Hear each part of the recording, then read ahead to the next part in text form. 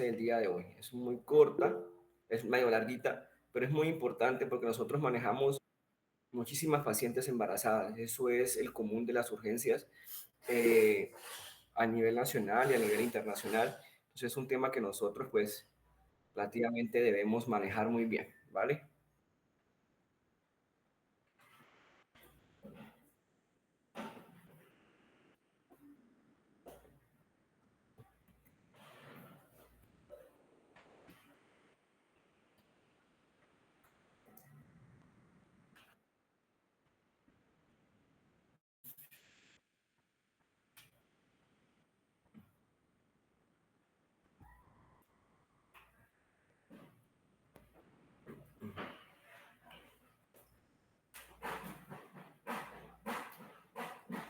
Ok,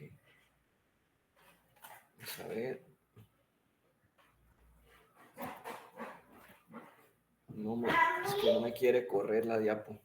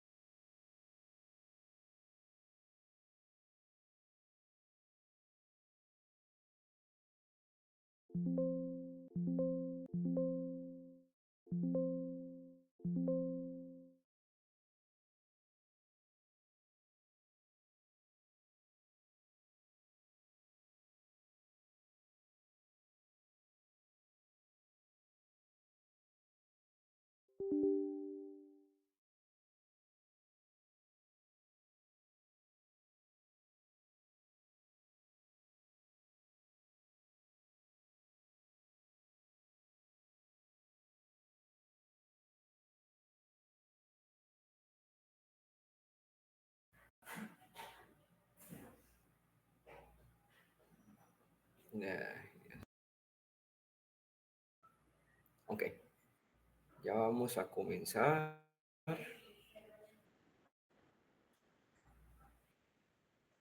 Dame un momento. Ok, bueno, vamos a comenzar. Me avisan si por favor no corren las diapositivas. Esta es la unidad número 6. Esta es la última unidad de las clases de demografía. Nos queda este tema y nos queda pues otro tema por terminar. ¿Me escuchan?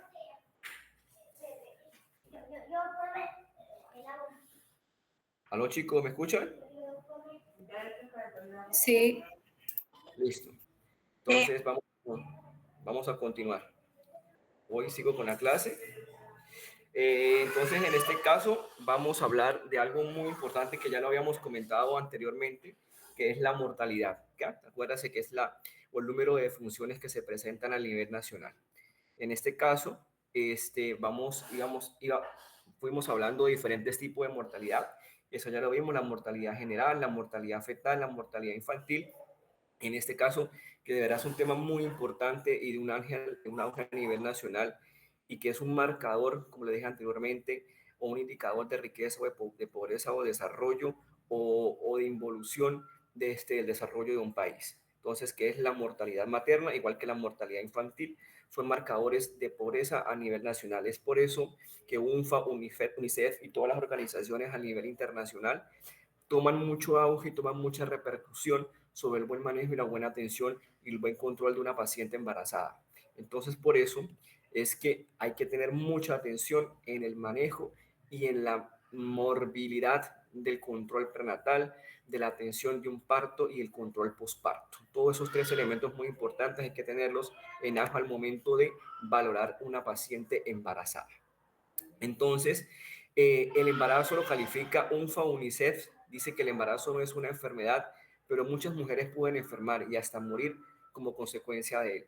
Muchas literaturas dicen que estar embarazada es estar enferma, pero literalmente pues el embarazo es un cambio total en nuestro cuerpo, en el cuerpo de las mujeres, porque se forma un cambio fisiopatológicos que van a permitir que se dé el embarazo sin ningún tipo de problema. Es por eso que durante el embarazo ocurren muchas enfermedades que pueden pues contribuir a un mal desarrollo de la paciente embarazada. Pero si se hace un buen control prenatal y se hacen las detenciones a tiempo, podemos evitar la morbimortalidad materna y la morbimortalidad neonatal.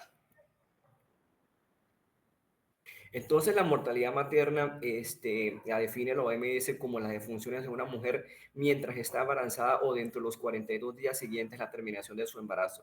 O sea que nosotros no nos deshacemos de la mujer embarazada hasta cumplir su puerperio los 42 días después del nacimiento de su hijo. Desde que la mujer sale embarazada y desde que la mujer tiene sus 42 días de puerperio, la paciente debe ser manejada por el servicio de ginecología y obstetricia, siempre y cuando hayan patologías que no puedan ser manejadas por el servicio. Patologías más complicadas, una paciente lúpica, una paciente con insuficiencia renal, una paciente con un síndrome de Guillain-Barré, una paciente con un síndrome hematológico, una paciente con una púrpura. Son pacientes que tenemos que ir manejando junto con otras especialidades pues, para llegar a la finalidad de un embarazo completo y sin complicaciones. Entonces, aquí dice sea cual fuera su duración y el sitio del embarazo, debido a complicaciones del embarazo, parto y puerperio. Aquí dentro de esta mortalidad materna incluyen las pacientes que tienen muertes por abortos, las pacientes que tienen muertes por choques hipovolémicos con embarazos ectópicos que se diagnostican muy tardíamente y la paciente muere choqueada pues, por una hemorragia intraabdominal. Eso ya es muy poco común. Las pacientes que mueren por embarazos ectópicos rotos, son más comunes las muertes por pacientes con abortos incompletos, pero abortos clandestinos o abortos incompletos hechos por la misma paciente o abortos hechos por la misma paciente que no tienen ningún control médico y pueden llevar hasta la paciente a la muerte, más que todo por una sepsis de punto de partida uterino o de partida ginecológico. Se calcula tomando el cociente entre el número, esta es la forma de cómo calcular pues el número de la tasa de mortalidad materna. ¿No? Entonces dice que se calcula tomando el cociente entre el número de muertes maternas de determinado año y el número de nacidos vivos registrados en ese mismo año.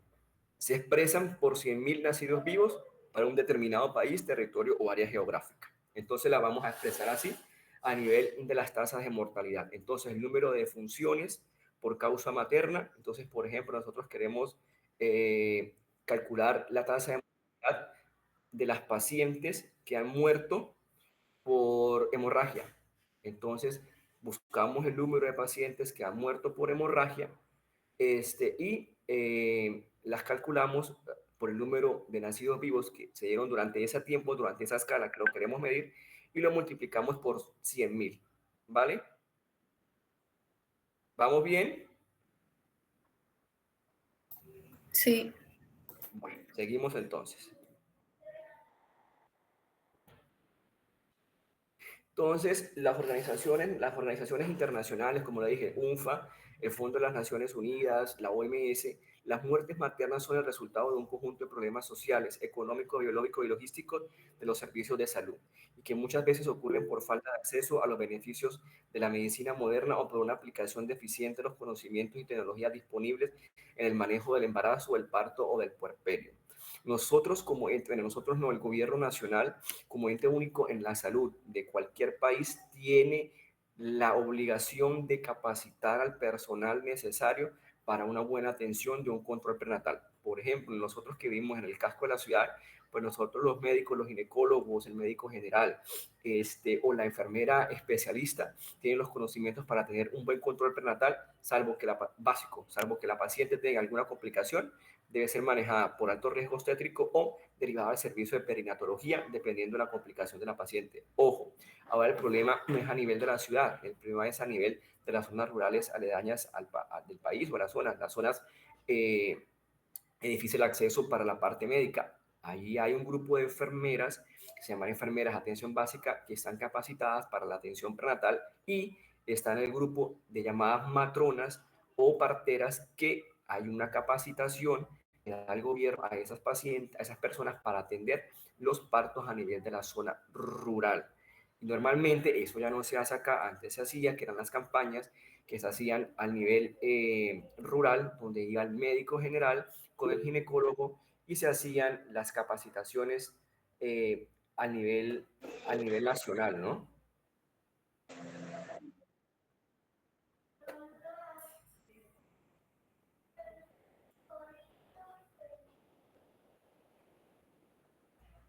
¿Vamos bien con las diapos?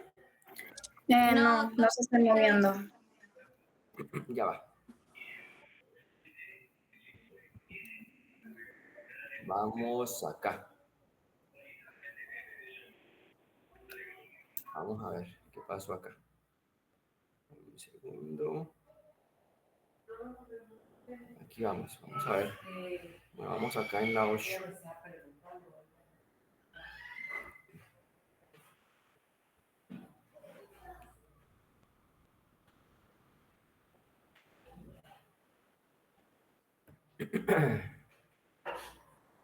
Es que no las puedo correr de acá, sino me toca correrlas de afuera. Entonces no me da. Entonces,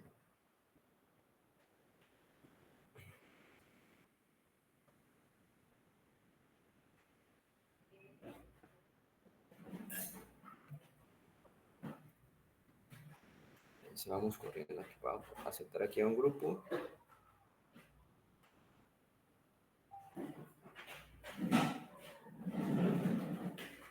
Voy.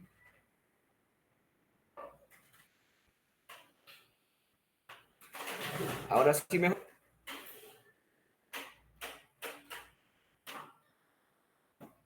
Chicos, ahora.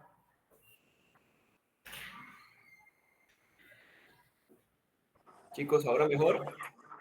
Sí. Creo que no. La voy a dejar así pequeña. Estamos en la 9. Sí, señora. Vamos para la 9. Listo. Entonces, para la mayoría de las mujeres del mundo, gozar de una buena salud y tener bienestar sigue siendo dos necesidades difíciles de alcanzar. A lo largo de todo su ciclo de vida, las mujeres de muchos países del mundo no tienen un acceso equitativo a los servicios básicos de salud. Lo que yo le dije, se deben crear las campañas de atención y de protección de las mujeres en las zonas rurales. Eso tiene que estar establecido por la ley. En los ambulatorios rurales tipo 1 debe haber la atención de una enfermera capacitada. No tiene que ser una enfermera profesional, una auxiliar de enfermería que se llama enfermeras de atención básica para las pacientes o la comunidad que esté allí en esa zona, ¿no? Por ejemplo, zonas como Río Chiquito, Macanillos, que son las zonas acá como muy lejanas de las zonas acá del estado Táchira o más, ¿no? Más profundas que hay. En la adolescencia y a lo largo de sus años de vida fértil, la mujer carece de asesoramiento adecuado y del acceso a los servicios de salud como planificación familiar y salud reproductiva. Lo que yo le digo anteriormente, ahora aquí en Venezuela no está permitido la interrupción voluntaria del embarazo, en Colombia sí. Todas las chicas que quieran interrumpir su embarazo y un embarazo no deseado están en todo su derecho. Según la ley, no me acuerdo ahorita el número de la ley, le permiten a las chicas acceder al servicio de salud para la interrupción voluntaria del embarazo sea la primera semana de embarazo y las 24 semanas de embarazo. Tiene la posibilidad de hacer eso, pero eso se hace por un proceso de asesoramiento y control médico, ¿no? No estoy de acuerdo con eso, pero eso ya está permitido en la ley y eso hay que cumplir. Y es una persona encargada y especial para hacer ese procedimiento. Planificación familiar juega un papel trascendental para evitar esos altos índices de aborto y para evitar esos altos índices de mortalidad materna. Un hijo, pues yo creo que antes de un hijo no deseado, es un hijo que tiene que ser planificado o un hijo que tiene que ser deseado. Y si no, pues tomar anticonceptivos para evitar esos problemas de embarazos no deseados y abortos clandestinos. Entonces dice que el resultado de estas inequidades se traduce en un aumento del riesgo de embarazo no deseado y edad precoz. O sea, lo que yo les digo, planificar. Hay niñas de 12 años embarazadas, niñas de 11 años embarazadas, niñas que desean planificar a los 11 años, bienvenidas sean. Ustedes tienen el deber de atenderlas siempre y cuando vayan con su representante o con su pareja que sea mayor de edad. Cuando sean menores de edad, nunca las atiendan, pidan la atención de su representante o de su pareja si es mayor de edad, pues las atienden igualmente y le explican su método de planificación familiar y así evitamos un embarazo precoz y complicaciones más adelante sobre la mortalidad materna.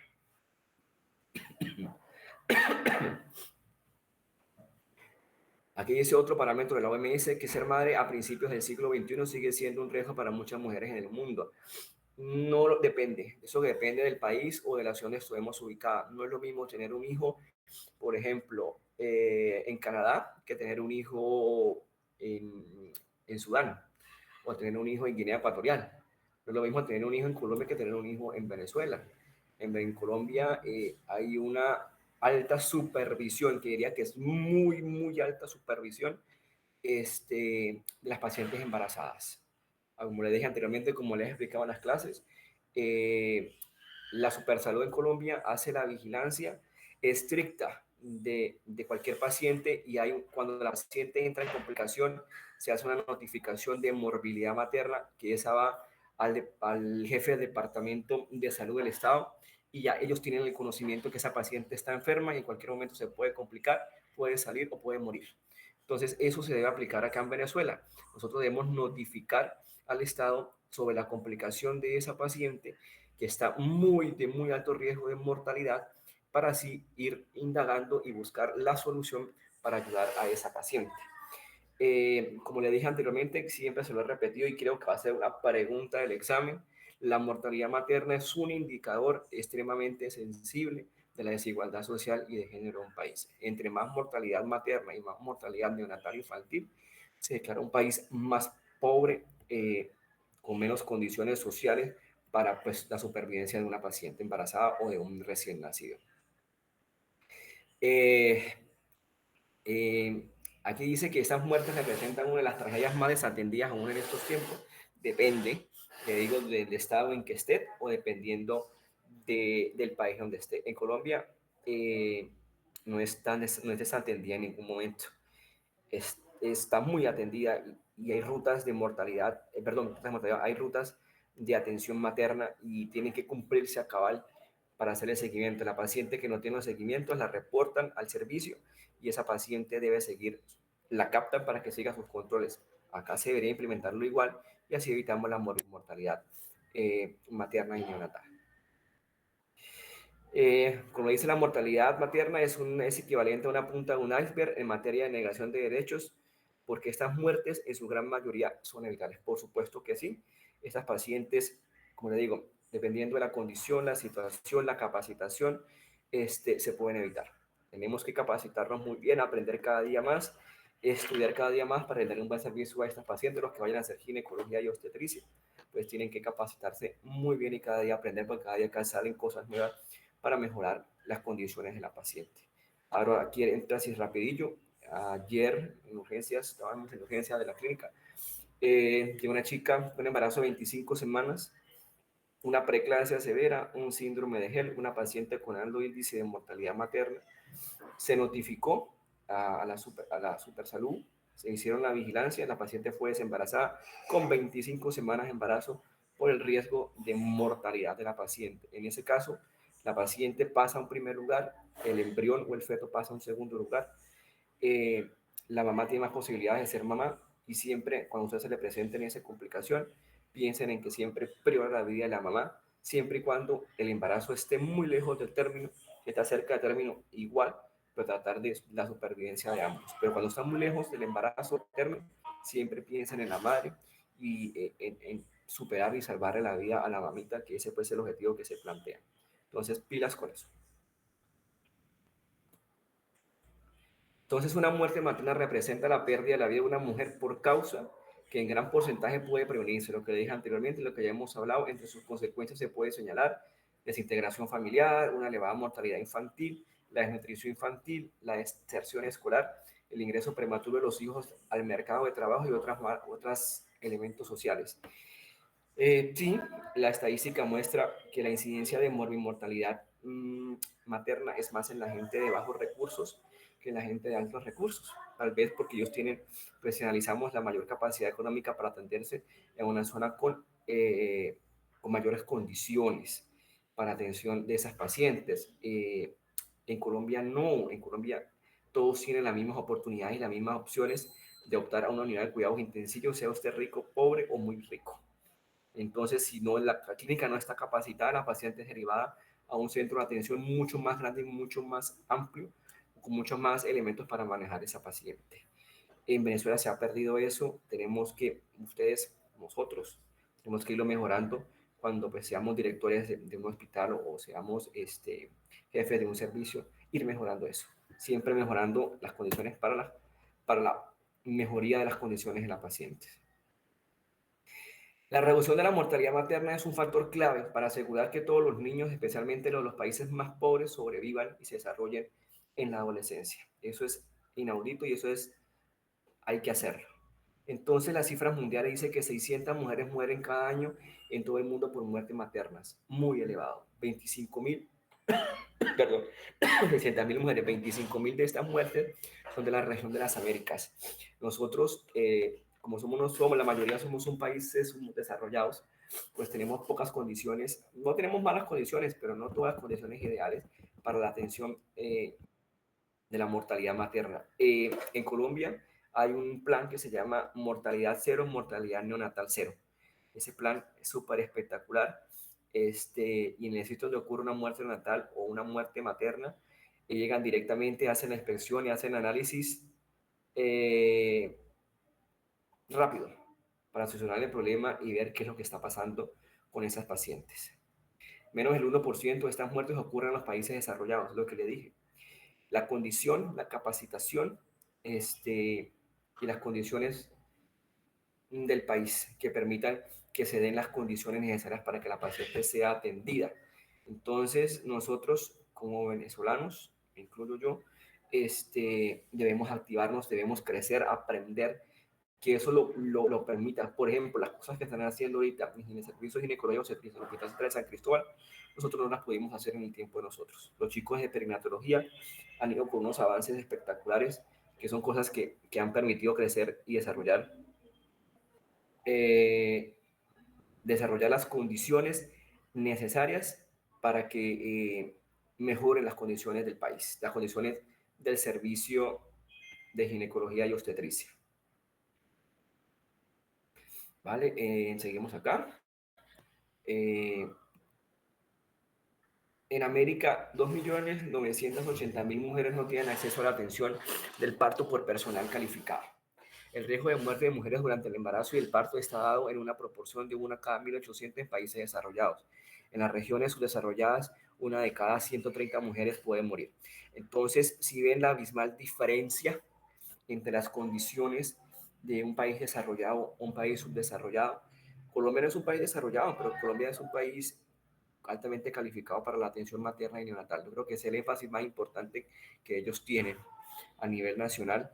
Aquí debería ser igual.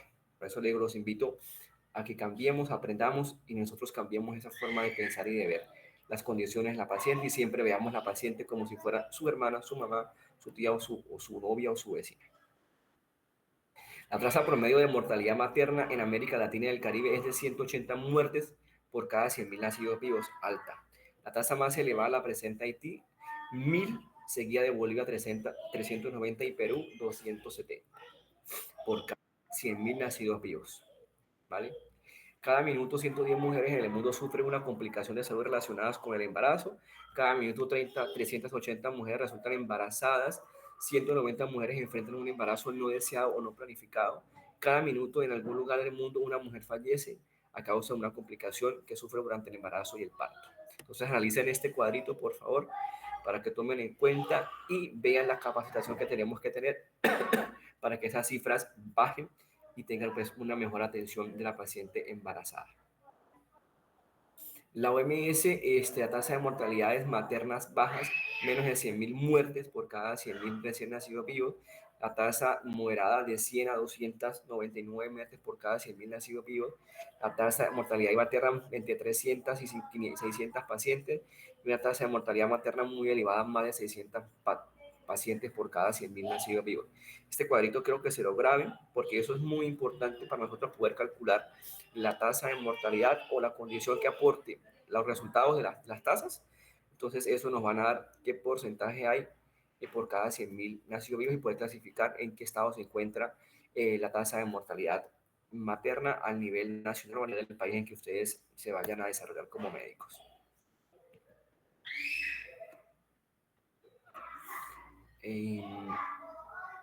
Mira, aquí están todos los países en desarrollo, el riesgo de muerte, pues una en 48 mujeres, en África una de cada 16 mujeres, en Asia una de 65, súper buena la tasa, en América Latina una de cada 130 y todos los países desarrollados una en cada 1800. Entonces, ¿cuáles son las causas principales de la mortalidad materna? La atención esencial durante el embarazo, durante el parto, después del parto.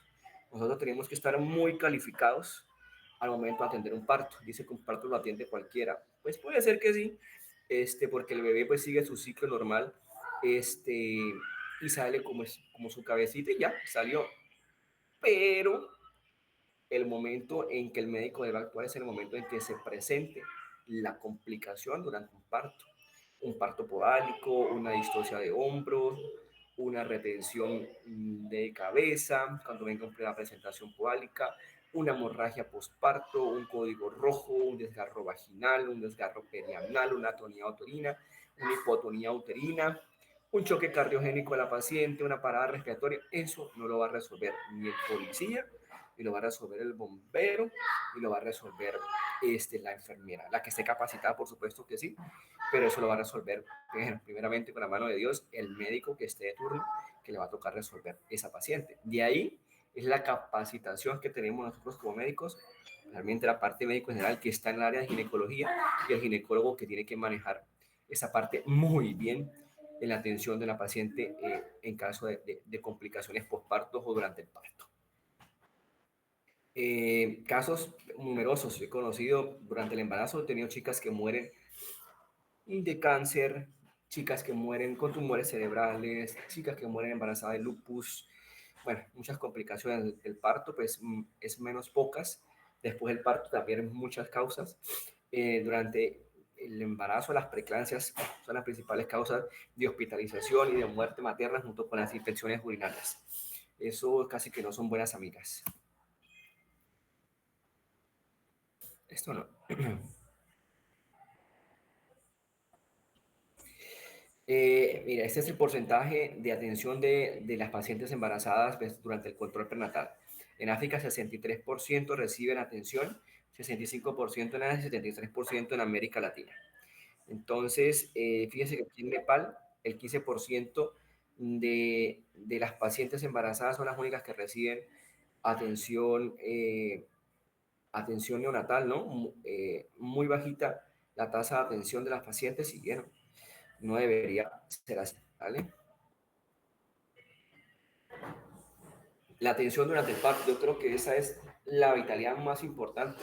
Cuando ustedes ingresen a su, primero a la parte de los conocimientos en cuarto año de ginecología y obstetricia, pero ya cuando entran a su internado rotatorio, yo creo que ustedes tienen que tener el temor, perder el temor de atender un parto.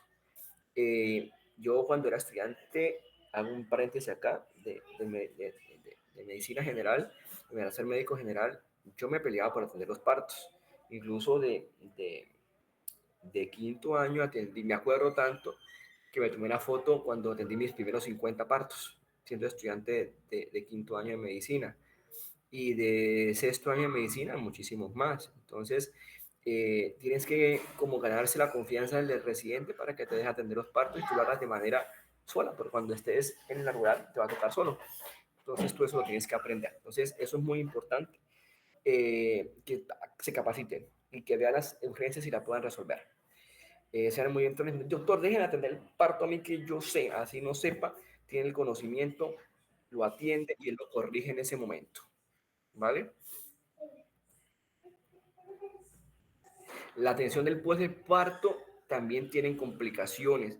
Acuérdense de que las pacientes pueden hacer complicaciones postpartos. Uno, hemorragias uterinas postparto, atonías uterinas, hipotonías uterinas, desgarros vaginales, que hay que estar muy pendientes, preeclampsias postparto, hay que ser muy, muy pendiente hasta que salga después de sus 24 o 48 horas de hospitalización de la paciente. ¿Cómo actuar para mejorar la morbimortalidad materna? Yo creo que es lo que ya le había explicado desde hace mucho rato, que el embarazo es una enfermedad, pero muchas mujeres pueden estar embarazadas, pueden estar enfermas. El 70% de la población obstétrica no tiene factores de riesgo. Su control es simple y no requiere de infraestructura de alto costo. Es tener la capacitación del personal. La mejor manera de reducir la mortalidad materna es brindar una excelente atención prenatal en cualquier nivel, lo que les dije anteriormente. La capacitación y una buena atención del control prenatal, pedir los exámenes necesarios. Cuando ustedes sospechen de alguna patología, si no la saben, pregunten para poder descartar y evitar alguna complicación en la embarazada.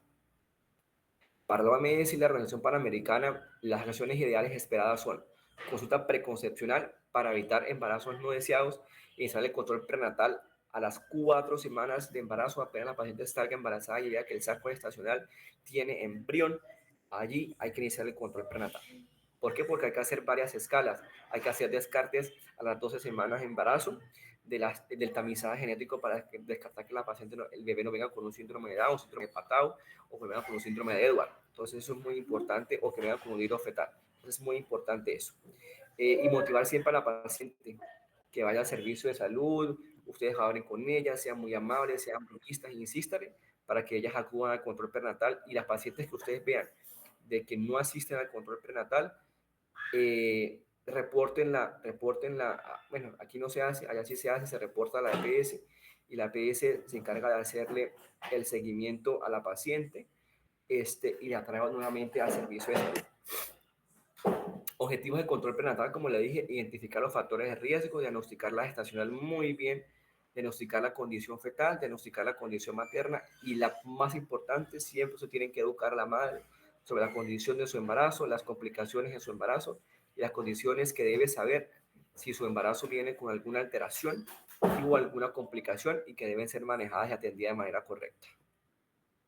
¿Cuáles son los factores de alto riesgo o ARO? En el hospital de San Cristóbal hay un servicio que se llama Servicio de Alto Riesgo Obstétrico.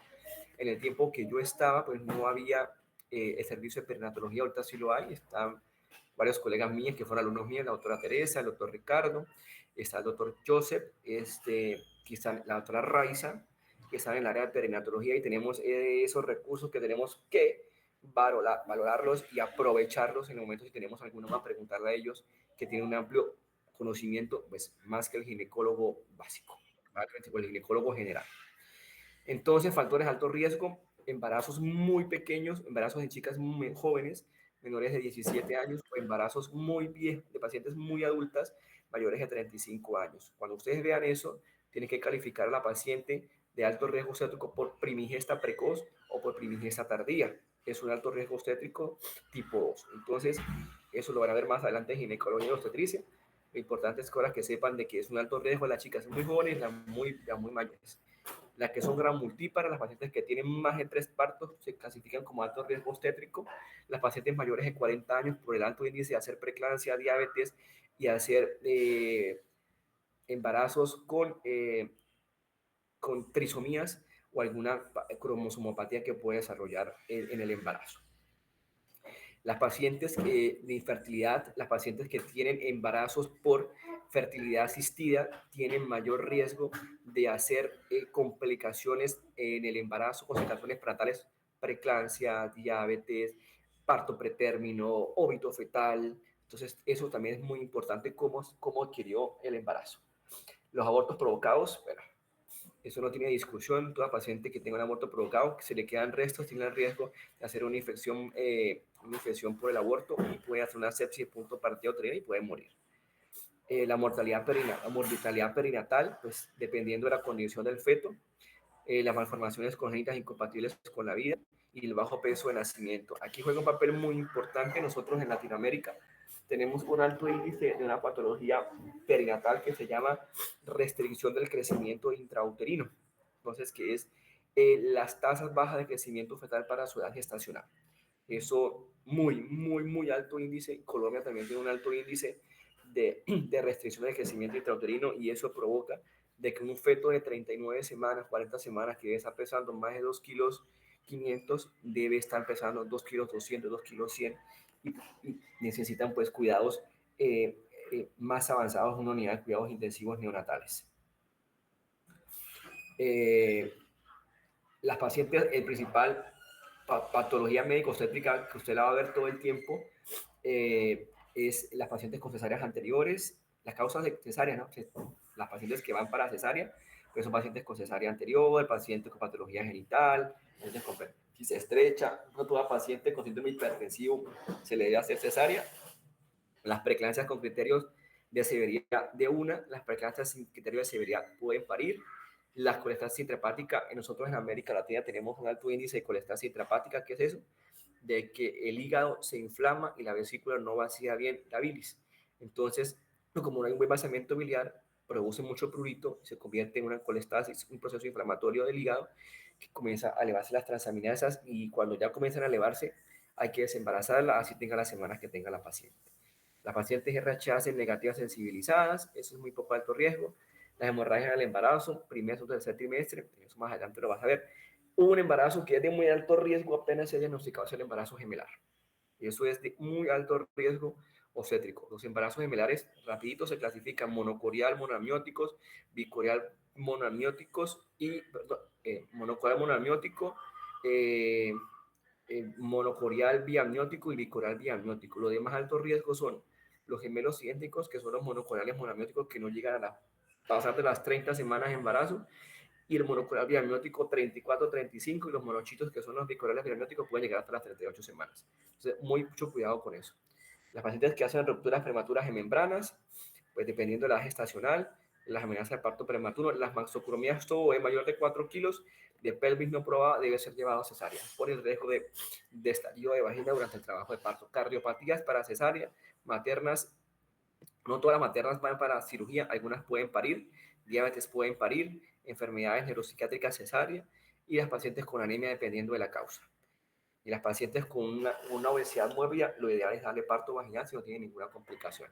Factores socioeconómicos, tenemos la extrema pobreza, el analfabetismo, las pacientes alcohólicas, tabaco, las pacientes consumidoras de drogas, terribles factores muy importantes.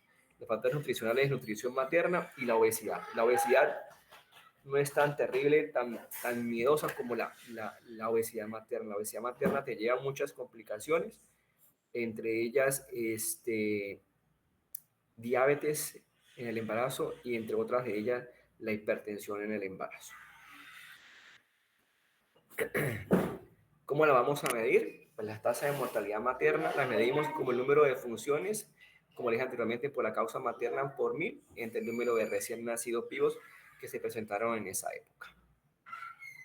Entonces podemos calcularlas, la tasa de mortalidad materna, como ustedes desean, calculamos, obtenemos el resultado y pues lo llevamos a las tablas. Entonces, aquí nosotros podemos observar en esta tabla, la mortalidad materna en relación entre el año 1996 y el año 2015. Y vemos en el Táchira, pues, el mayor pico, fue en el año 2005. Entonces, en los años anteriores había menos mortalidad materna, y eso que había menos estudios, pero porque había menos mujeres embarazadas. No había tantas mujeres embarazadas como las hay hoy en día.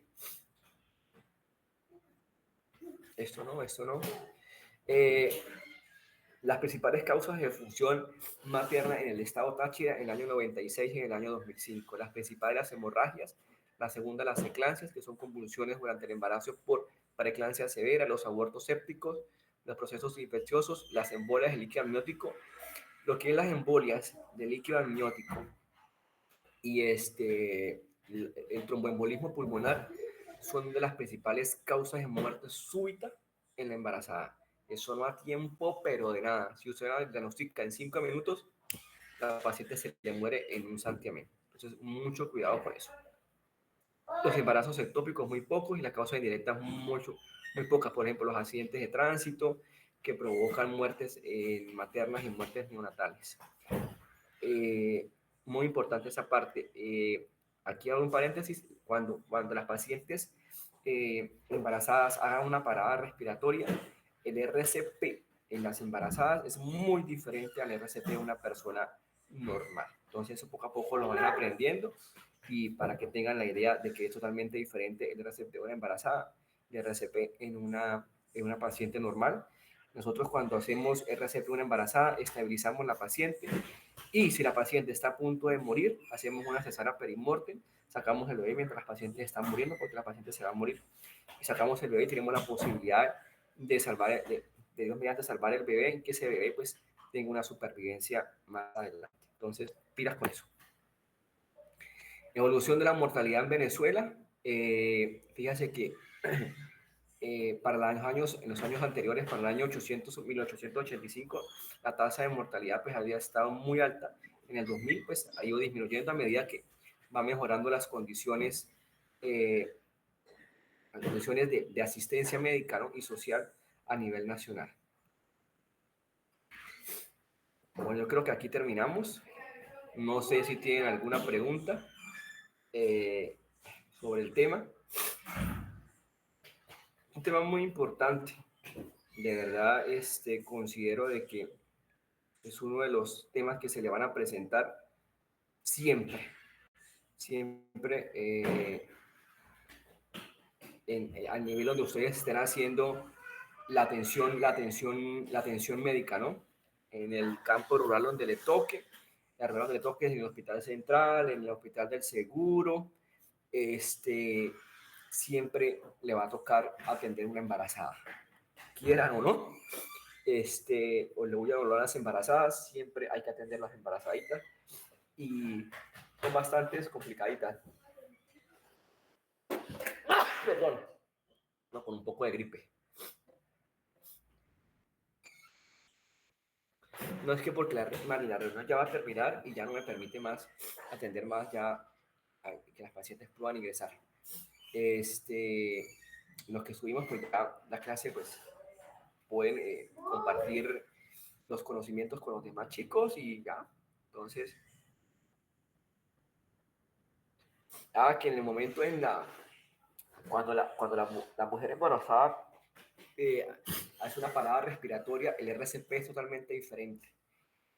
Acuérdense que nosotros en una persona normal hacemos las compresiones, la paciente de cúbito supino, en la paciente embarazada se da de cúbito lateral, haciendo compresión a nivel de la cava, de la aorta abdominal, desplazando el útero hacia la izquierda. Uno le da las compresiones a la paciente medio lateral en el pecho, el otro le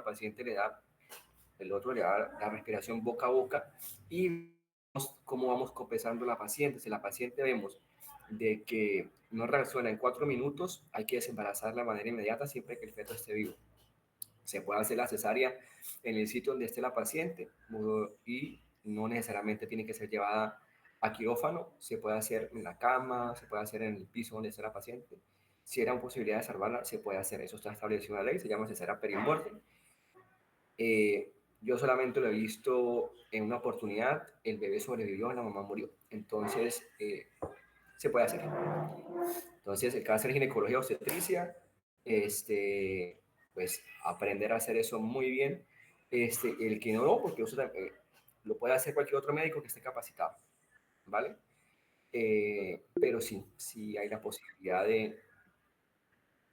Dime, María Ángel. Te escucho, María Ángel. María Ángel. María Ángel levantó la mano. Dime, María Ángel. Si quieres, quita el micrófono. Si quieres, quita el micrófono. Ya es la pregunta.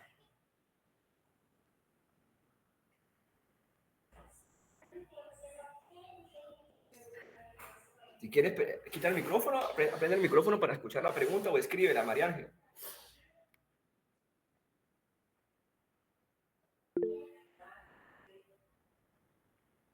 Listo. No hay problema, María Ángel. ¿Tienen alguna pregunta, chicos? No sé, entendí la clase. Es una clase muy, muy importante. Como les dije anteriormente, se las trato de hacer con las evidencias que ustedes puedan presentarse en el día. Porque si ustedes leen mira, la medicina es interpretar y hacer lo que se está leyendo. Si ustedes leen las diapositivas para aprobar el examen, créanme que lo están haciendo muy mal. Se tienen que aprenderse el libro para poder aplicarlo en la paciente. Porque si no lo logran aplicar, no vale nada lo que aprendieron. Perdón. Bueno, chicos, nada. Entonces nos despedimos. Nos queda una sola clase, que es la clase de migraciones.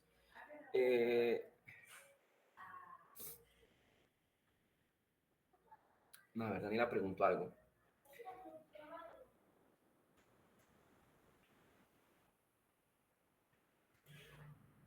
No te entiendo, Daniela. A ver, me dio curiosidad el término desembarazar, ¿aplica para cesáreas de emergencia? Es que para desembarazar, el término desembarazar es terminar, fin al embarazo dependiendo de la edad gestacional en que esté la paciente, Daniela. Dependiendo de la complicación de la paciente. Siempre y cuando haya una complicación materna o perinatal, la paciente se debe desembarazar o se debe evacuar, como tú quieras colocarlo. ¿Vale? Sí, claro, en cualquier usted se puede poner. Usted como ginecóloga o médico general ordena, se desembaraza la paciente por tal motivo, un motivo médico legal que usted tiene que justificarlo muy bien el por qué va a desembarazar. Te explico el caso de la chica que se embarazamos antier. Paciente de 25 años de edad, de 25 semanas de embarazo. Paciente con cifras tensionales de 160 a 100. Paciente con epigastralgia, vómitos, cefalea con un perfil hipertensivo de proteínas en orina. Lo normal de las proteínas en orina son hasta 300, no, hasta 100. La paciente tenía 3.200 de proteínas en orina. Lo normal de las transaminasas en una embarazada son hasta 20, 40. La paciente tenía 180, 160. La paciente estaba haciendo toque de órgano hepático y toque de órgano renal. La paciente se iba a complicar y la causa del embarazo, de la preeclampsia, es el embarazo. Entonces ahí se tuvo que haber interrumpido el embarazo. Entonces, eso lo que dice Josué, lo que dice Josué es correcto. O sea, tenemos que aplicar lo que estamos aprendiendo a lo que ustedes van a vivir, porque eso lo vivimos todos, lo vivimos todos y hay que aprenderlo para evitarlo. Hay casos que, bueno, no se pueden evitar. Yo tuve una chica, una historia muy bonita, abro paréntesis, no recuerdo el nombre, Ruth creo que se llama la paciente. Ruth era una paciente que tenía mucho dolor de cabeza, estuvo hospitalizada en el Hospital Central de San Cristóbal y le colocaron analgésico la mandaban para la casa. Ruth persistía con mucho dolor de cabeza, y la ve una colega mía, pero en ese momento ella la dejó hospitalizada, pero se tuvo que ir de viaje. Y la paciente me dijo que se la podía atender. Yo le dije, sí, doctora, no hay problema. La atendí yo. Ruth le daba dolor de cabeza cada 10 minutos. Se le colocaba analgésico y perdón, que ando con una gripe. Perdón. Cada 10 minutos tenía fotofobia, este, eh, fotofobia, tenía el dolor de cabeza, irritabilidad. Yo le pedí una resonancia a la paciente. Ruth tenía un tumor gigantesco en cabeza, era un tumor cerebral con desplazamiento de la línea media. Ruth tenía 36.6 semanas de embarazo. La trasladaron para el Hospital Central, duró en la UCI. Ruth inició trabajo de parto, tuvo su bebé. Ruth después hizo un enclavamiento con una crisis convulsiva por el tumor. La paciente murió. Ruth tuvo su hija, la hija sobrevivió. Un día, fíjense las cosas de la vida, y ustedes se lo llenan, primero a dar gracias a Dios y luego como médico. Me acercó una paciente, una señora, me dijo, doctor, ella es la niña de Ruth, la paciente que usted atendió, que era mi hija. Entonces, son cosas que ustedes lo llenan como médico. Primero le agradecen a Dios de las cosas que ustedes puedan resolver, y hacer un diagnóstico a tiempo. De verdad, no se me casó a tiempo. Si no lo saben, pregunten, no les den miedo, no somos superdotados. Yo, a mi edad de 40 años, si algo no lo sé, lo pregunto o lo investigo y le pregunto a la gente más experta para poder llegar a una solución y poder llegar a una atención ideal de paciente. Nosotros en la clínica, donde yo trabajo en la clínica Duarte, si hay una paciente complicada, hacemos consenso médico, todos los ginecólogos, y llegamos a una decisión concreta para el beneficio de la paciente. Y así se llega, primeramente, gracias a Dios, a un feliz éxito de la paciente. Entonces, soy un poco agripado, estoy durando mucho. Nada, un placer haberlos atendido el día de hoy. Nos vemos pronto. Ya tengo las notas de los trabajos, trajeron excelente. Yo creo que la nota más bajita fue 17 puntos. Algo que sí les iba a decir, y de verdad, muchachos, me molestó un poco, es que en los trabajos habían registrado alumnos que estaban de permiso y que no fueron a clases. Entonces, me molestó eso. ya eso lo corregí, lo arreglé, lo hablé con la doctora Carolina, porque hicieron chicos que anotaron en la historia los dos trabajos y me entregaron la incapacidad médica. Entonces, uno puede ser muy amigo, yo fui estudiante, pero eso no se hace. Entonces, por eso con el trabajo que hicimos del certificado de defunción, yo mismo formé los grupos y sé quiénes los que faltaron y quiénes fueron los que no fueron. Los que fueron y los que no fueron. Entonces, se pasó esto con ustedes mismos. Ya. Entonces, porque eso no los perjudica a ustedes, los perjudica a ellos más adelante.